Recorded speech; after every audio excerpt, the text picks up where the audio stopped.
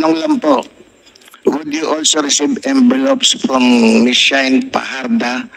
Parang ikinamento ni Yusek Mercado, envelope containing cash. You are lying! Come again, sir? You are lying! Is the next interpellator, the Honorable Congressman Rolando Valeriano. Thank you, Mr. Chair. Yung tanong ko po kung pwede kay Attorney Resty Osias. Tama po ba, Osias? Yes, sir. Good afternoon po. Osias, you are recognized. Mr. Chair.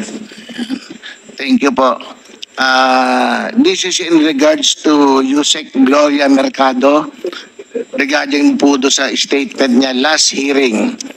According to her, nag-lunch kayo sometimes in October 2023 sa Linden Suites. Do you confirm that? Good afternoon again, Mr. Chair. Yes, sir. I confirm that. There was an activity. I think it was a training on procurement. And I'm just not quite sure about the date, but there was such an activity. October. And, October, sir. October, yes. Apat yata kayo. The two is in DepEd consultant. Tama po? Initially, sir, we were not just four. We were a group, including our staff. And then, but we were in one long table. And yes, with two others, me, Yusek Law, and some other staff, sir. And during that meeting, according to Yusek Gloria Mercado, nung last hearing po, nilapitan daw siya ni Asik Monsayak at nagsabing mag-usap-usap na lang kayo tungkol sa bidding para sa DepEd Computerization Program for 2022. According to her, that statement was made to her in your presence. Totoo po ba to? I recall in that meeting that then ASEC Reynolds Please Munsaya. answer. Yes, sorry. Please be responsive to the question. Yes, sir. So, totoo po. Sa pagkakaalala niya po, anong sinabi talaga, yung talagang salita ni Asik Musayat? Ano po ang naintindihan niyo ron? ASEC, we were discussing, I think it was about the utilization of the funds for the procurement, sir. And it was a discussion like there was something like there is a need to be able to utilize the funds immediately. And there was some kind of a remark that, something like maybe pwede naman na lang pag-usapan ng kung paano maayos, mas importante ma-utilize yung fund because the fund for the procurement was about to lapse in December of 2023. I understand this fund was 2022, sir.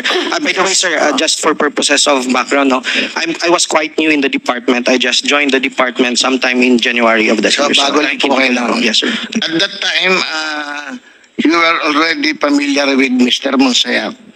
Kilala niyo na po siya as Assistant Secretary?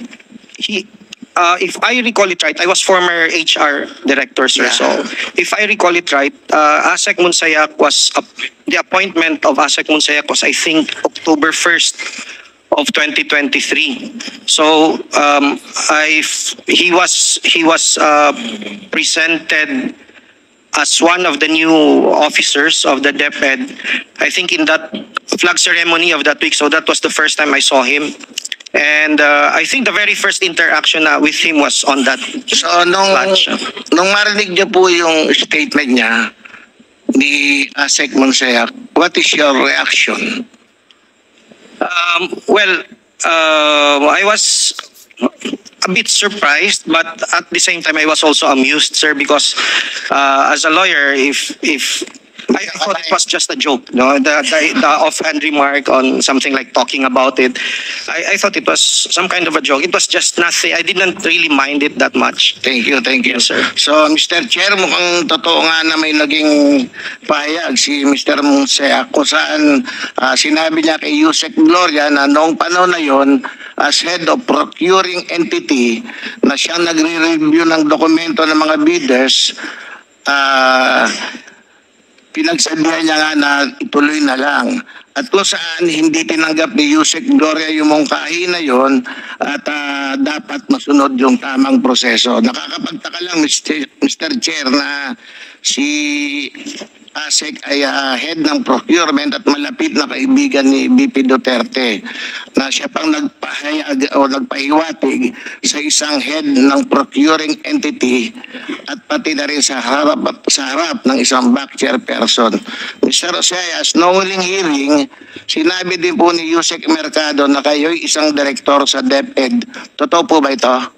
Yes, sir. I was the former, at that time, I was the direct report of Yusek Glo. I was under her strand as the director of HR. Kailan po kayo na-appoint?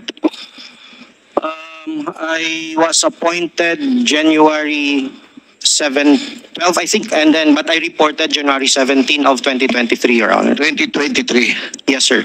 Yeah. Ano po yung posisyon niya talaga? Director 4 ho. Hanggang ilang director po pa? Director 6, 7? Hindi ho.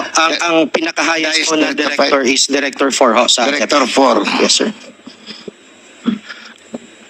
Ano po yung responsibility ng Director 4? Depende ho sa assignment, Mr. Chair, no, Your Honor. Kayo po, Mr. Osias. Ano po? Yes, sir.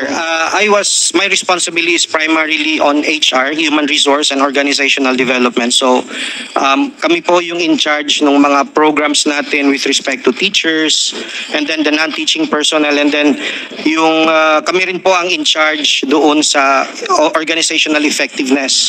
So, pwede ko sabihin, ranking official pa rin kayo ng DepEd? In terms of the fact that I am an appointed director, sir, yes. Yeah. And you play an important role kasi kayo parte ng back before, di po ba? That oversees yung DCP, yung computerization, a flagship program of the DepEd. Is that correct? Yes, sir. As far as I am concerned at that time, yes, sir. Tanong lang po, would you also receive envelopes from Ms. Shine Paharda? Parang ikinuwento ni Yusek Mercado, envelope containing cash. All right. Your Honor, Mr. Chair, no, I must be candid about this. I must say I did, but I didn't know because I was new in the department. I thought it was a practice of the department. I thought, the very first time I encountered that matter, sir, was sometime in April of 2023. I didn't know I was summoned to the office of ASEC Shine, and then I was given an envelope, and it was later on I found out that there was money in it, but it was not because I was a back member or whatever yet, because I was not at that time. At that last hearing, sabi ni Yusek Mercado, kung natatandaan ko, 9 envelopes yung natanggap niya amounting to 50,000 each. Sa inyo pong pagkakaalala, hanggang kailan kayo nakatanggap na envelope? Ilan? It started April. I think it was until September of that year. Up to September 2023? Yes, sir. But if I recall it right, I was only summoned about 4 times.